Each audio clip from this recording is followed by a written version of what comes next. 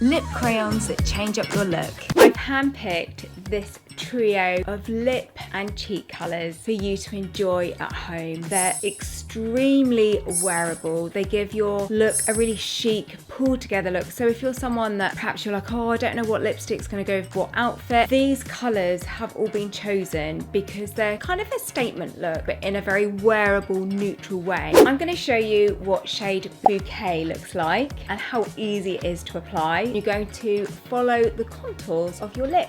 So it's kind of like a lipstick and liner in one, so it really does enhance your lip shape too. Really creamy, really hydrating. So you can see it's like a statement look, but it's really wearable, and this colour looks beautiful on everyone. You can also wear it on your cheeks too. You're simply going to do tiny little whiskers. You're just going to blend, and there you have a really beautiful lip and cheek look. I think you're going to fall in love with every single shade. Plus, best of all, you can even mix the shades together by applying one and then the other over the top. There's limitless amounts that you can play around with these looks, and I hope you have lots of fun with them and you get lots and lots of compliments.